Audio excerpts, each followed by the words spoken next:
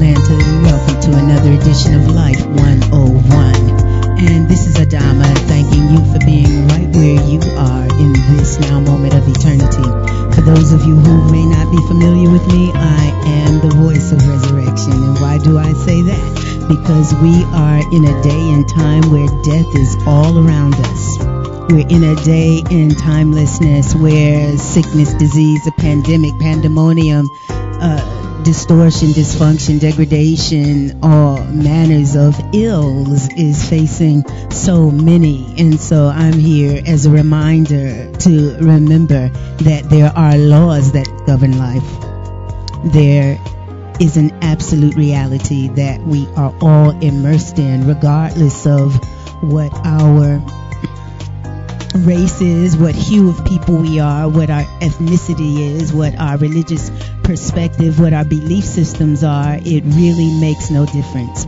We're in a now moment that requires each one of us to be completely committed to living, be completely committed to living in the laws that govern life. And that's what Life 101 is about, is to put us in a vibration where we have an understanding, and a resolute standing to stand absolutely with the laws that govern life. Now, these are the things that we should have been taught from the time we were yay high, what they say, knee high to ducks. But the reality is that when you are dealing with the people who do not want strong nations, particularly strong black nations, then they make sure that we are not being given what we need in order to walk in the light of the truth of who we really are as these living, loving, intelligent, potent, and immortal points of that absolute and supreme presence that so many refer to as God.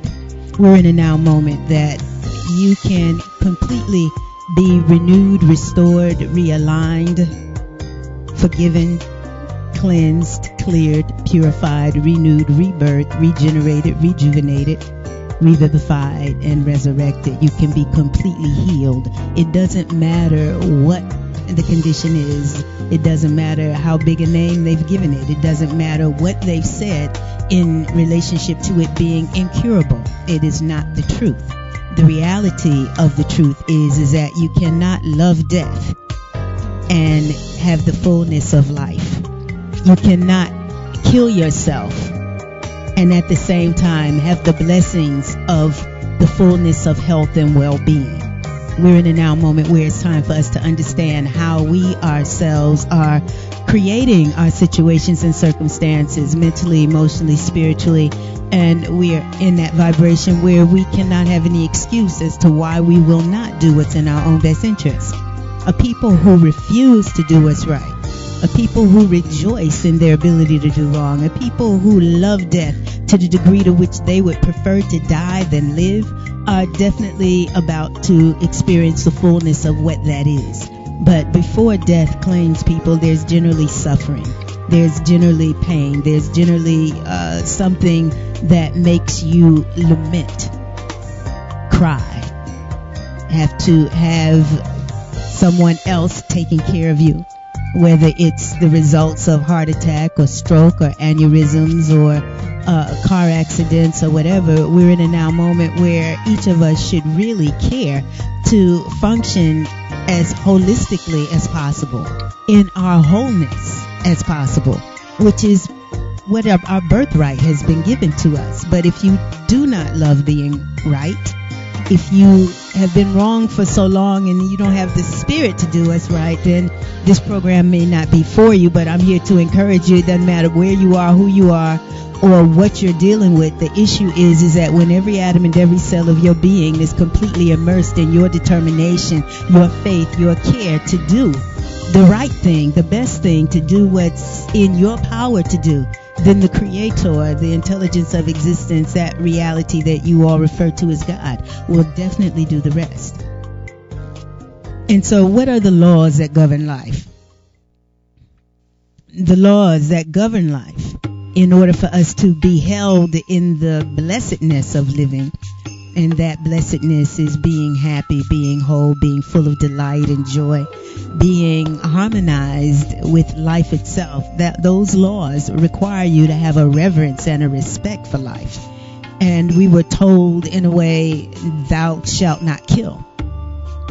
And now we're in a vibration where, people are killing all the time. Killing is entertainment. Killing is sport. Killing is game. Killing is what people do for a living. We're in a vibration of having to understand why the world is where it is, but particularly why the United States, which consistently promotes itself as the most powerful nation in the world. You can't be the most powerful nation in the world when you have the largest number of incarcerated people. You can't be the greatest nation in the world when you have the greatest number of obese people and sick people and deranged people and distorted, dysfunctional molesters, rapists, murderers, and thieves, and your government is functioning as murderers, rapists, and thieves. And think that you're the most powerful nation in the world. The most powerful nation in the world could only exist by being in the harmony with the laws that govern life. And that now not killing and having the light and the wisdom to provide the foundation of support that every living being needs. See, we were told how to live. We were given the keys through all walks, through all religions, through all saints, saviors, prophets. I mean, everybody has given us keys, and these keys we've had for thousands of years. So why we're suffering now is because we have been ignoring those keys. We have acted as though, or we have been religiously trained to think that you do not have to be in alignment with the primary laws of existence not to kill, that it's okay to kill, that it's okay to kill leaders, it's okay to kill other ones who have been so victimized by what I refer to as the corporate deities of death, that have been poisoned all of their lives, have been given and shown other murderers, liars, and thieves, from Jesse James in the Wild Wild West to to the mafia and the Godfather and all of the cops and robbers and cowboys and Indians. I mean, we raised our children with all of this foolishness and gave them toy guns. And then as little boys grow into bigger boys, and they are consistently being given idols that are murderers, liars, and thieves from the comic books. I mean, it has always been this play of good and evil and whatnot, and some have always chosen the path of good, and others always were the evil ones. And many of those are now your police officers. They're now your judges. They're now those who have felt like they really wanted to live that life, and they patterned their life after that. They did whatever was necessary so that they could get the certification, the degreeing, or whatever, but they still retain the basic character of murderers, liars, and thieves. And what is being robbed is the integrity and wealth of people. When we do not have the clarity of knowing the right light, the right knowledge, to know how to bring our children forward, and then to submit to those who are under the auspices of being the authority, doctors. Let's call them for who they are. The doctors think that they're the authorities of all of life, but you've not seen doctors really exemplify what real life is. They don't study life. They study sickness. They study disease. They study pathology. You have a whole center of the Center for Disease Control, which does not study life. They study, categorize, and collect viruses and bacteria and diseases. You can go on the CDC website and find lists of all of the pathogens that are in the flesh that you all refer to as food. The dead cows, the dead pigs, the dead chickens, the dead turkeys, the dead salmon, the dead sushi, whatever you all are feeding that was at one time a being that had an eye, has pathogens in it. And they understand that the flesh of dead animals has not only pathogens, it has feces in it. But they continue to allow this stuff to be sold. Now they say, oh, well, we irradiate it, so that they douse it in radioactive material, thinking that the radiation is enough to kill the pathogens, the E. coli, the salmonella, the all of the other ones, and have you feel that your meat is safe. There is no safe meat. Now, why they would even talk to you and tell you that is the evidence of them being liars. You say the devil is a liar, so whose businesses are these that support us in feeding off the flesh of dead animals and the aborted fetuses of chickens, the pus and mucus of cows, and all manners of artificially colored, artificially flavored, artificially sweetened, even the white sugar sweetened. All of this stuff is just not recognizable as intelligence for the bodies of us that we were given by the intelligence of existence. So our bodies are as intelligent as the rest of intelligence is. It cannot be provided poison and then continue to function optimally. And this seems to be what we've not missed, what we have missed, and what we've not understood, is that you cannot bring into your body temple the carcasses of beings that have been shot up with all kinds of pesticides, hormones, larvicides, artificial colors, all these residues from all of these chemicals, and then maintain optimum health and wellness. It is no way to do it, which is why we have the pandemic of sickness, illness, and disease that we have, is because for all intensive purposes, it's as if people are feeding from the graveyard. They are looking to that which is dead for life and nourishment. And dead things, the only life you'll get from dead things are the pathogens, the organisms, the bacteria that begin to proliferate once the preservatives and the carbon monoxide have worn off. Now, if you find roadkill in the highways, I mean, some people have hit deer, you've hit squirrels, you've hit possums, you've hit armadillos, you've hit all kinds of cats and dogs and whatnot. Now, you don't even think. Now, there's some people who will go and pick that animal up, take it home, skin it, and either freeze it or cook it. You do have some people who do that. They would rather do that than get the meat that McDonald's and Burger King and Chuck E. Cheese's and all these other people are selling. They would rather get the roadkill. And they go out and they hunt for themselves. They don't wait for somebody to go and kill starving captive animals and then have their bodies on ice for so long and then shot up with all kinds of preservatives. I mean, some people really, really delight in eating flesh, but they're not going to eat just anything. They're going to make sure that they're hunting and killing it themselves, or they'll get the roadkill and take it home. Now, those of you who don't do that, and you go to the grocery stores and you find the cuts of meat that look red, the red is from the food coloring, the dye that's in it, because anything that had a spirit, that had breath, that depended upon oxygenation to maintain its spirit, just as we do.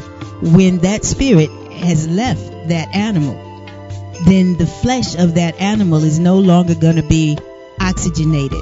It's not going to stay red, because only oxygenated blood is red. So even in our bodies and as living beings, we still have venous blood that is darker. It's not arterial blood. It's the blood that flows through the veins. So that we have to understand that you have the blood that flows through the arteries, and you have the blood that flows through the veins. And our whole circulatory system, our respiratory system, our neurological system, our digestive system, our reproductive system, as well as our elimination system and our lymphatic system are directly dependent upon us being breathing beings. It's not going to work once the spirit leaves. Everything is going to start to deteriorate and decay, and that's how it is with your cows and your chickens and your pigs and all of this. And so I have to reiterate this, because I am seeing that more and more people are not connecting the dots. At some point, we are still feeling as though the flesh of a dead animal is food.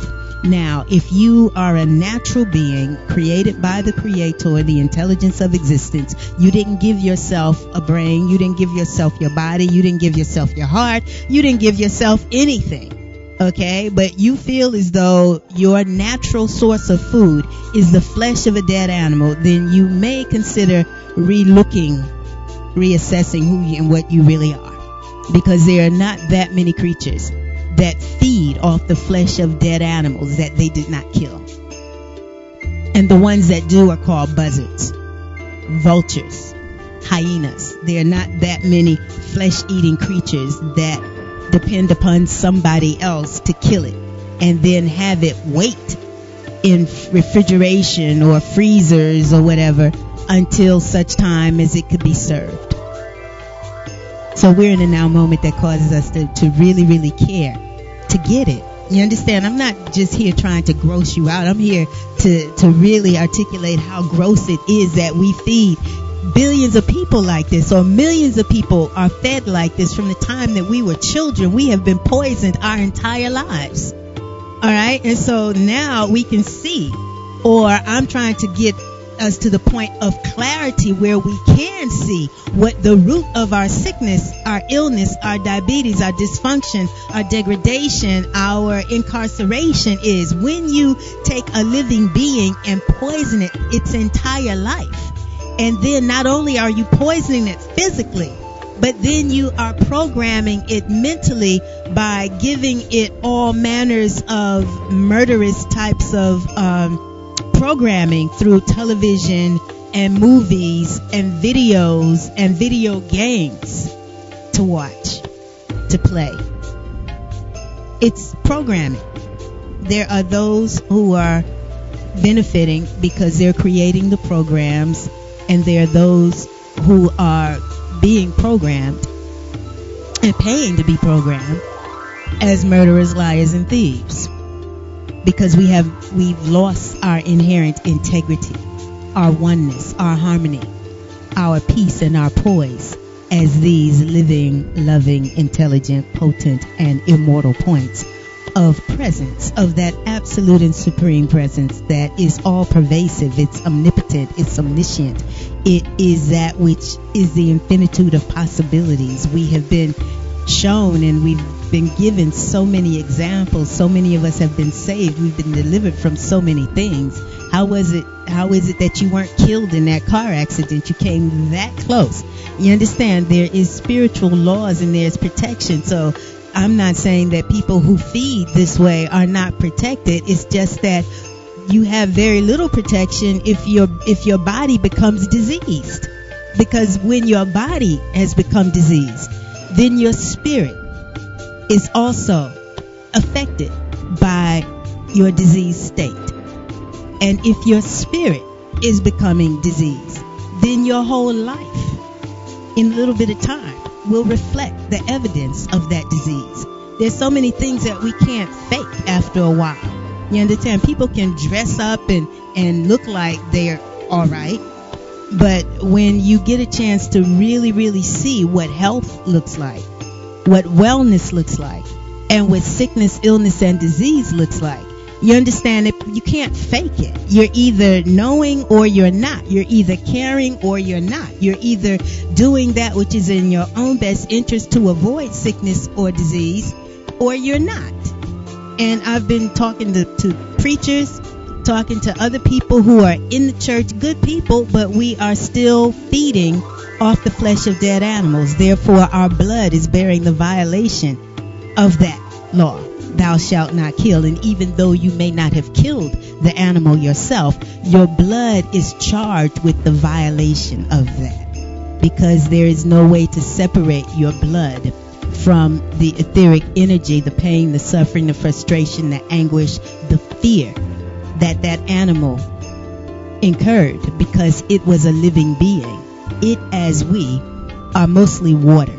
Therefore, it has a consciousness. It has a presence. See, Europeans have tried to make you think, or make themselves think, that we as Africans, as African Americans, as black people, are less than human. This is the vibration that they had as Christians that allowed them to justify why it is they could enslave us, bring us here packed like sardines on the bottom of ships where 1 out of 10 survived. That means there were 99 million Africans that did not survive the Atlantic slave trade. And they could just justify killing that many people because they did not consider us as people. And to this day, Many of them still do not consider us as real people. They do not consider us worthy of life. That's why they make sure that we're feeding off of garbage. They are the profiteers and the benefactors. They are the CEOs and the corporate entities, or what I refer to as the corporate deities of death.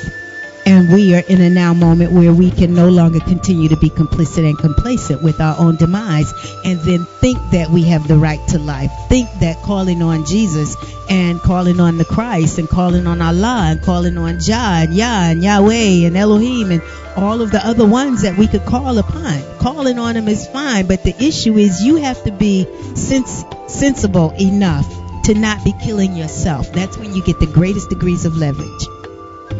And to care, to do, and to know what's correct, because you are parents, you are grandparents. A lot of children now are trying to they really have to fight for their rights in their own households. They have to struggle with the cigarette smoke. Mommy don't smoke, daddy don't. You understand? Because the children are enlightened enough to know that it's wrong, or they're sensitive enough to know that they're being poisoned. You understand? So when your children are rebelling against the cigarette smoke, respect that intelligence, because that is the intelligence of God. You understand? We've been socialized to think that smoking cigarettes and being high and drinking alcohol and eating the flesh of dead animals, we've been socialized to think that this is chic, that this is the way to live, because this was the way that those who were the slave masters, this is the way that